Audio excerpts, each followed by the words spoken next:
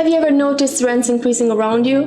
Parts of the city, which used to be affordable, are becoming more and more expensive. The need for profit leads to new constructions and speculative investments, driving prices up. So in the end, the neighborhood becomes way nicer, but the rents also get much higher, leading people to move away as they simply can't afford it anymore. This phenomenon of changing and improving a neighborhood while also changing its population is called gentrification.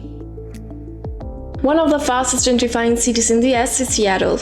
Already 50% of Seattle's eligible census tracts have been gentrified since 2000, affecting minorities above all. So, especially here, it is urgent to come up with solutions to preserve affordable neighborhoods, while at the same time making sure that those neighborhoods are not left out when it comes to transforming Seattle into a more sustainable city. But perhaps you're asking yourself, how? How can disadvantaged neighborhoods have a fresh start, thrive, and become more sustainable? How is it possible without tons of new profit-oriented constructions that result in displacing the residents?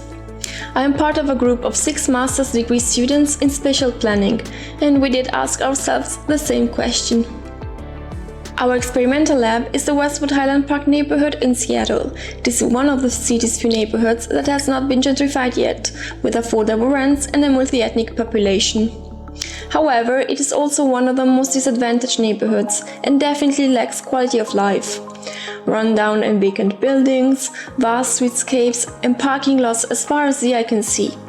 No greenery or any form of quality of stay.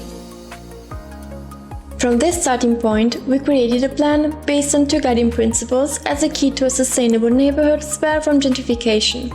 In the first place, the need for few targeted larger-scale interventions that use the existing stock and act as lighthouse projects.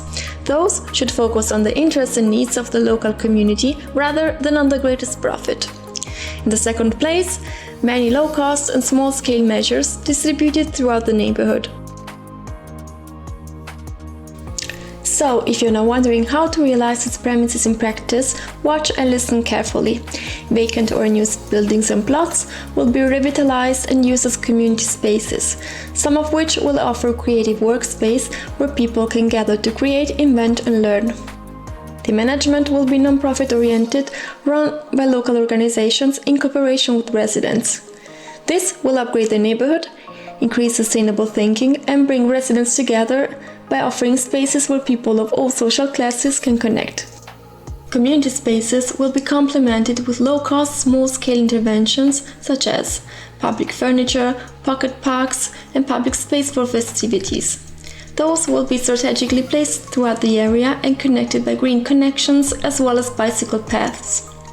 Inter-neighborhood movements will be possible entirely in sustainable means, while for further distances, public transportation will be increased, and sharing services for cars and bikes will be available. These measures won't come at the expense of the people and will upgrade the neighborhood, as public space will be given back to its residents.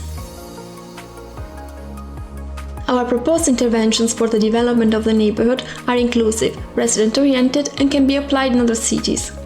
There is no need for expensive changes to transform a marginalized neighborhood into a livable and sustainable one. And you? Think about how our measures can be applied in your city and what you can do to reshape your city, increase residents' quality of life, and also avoid gentrification.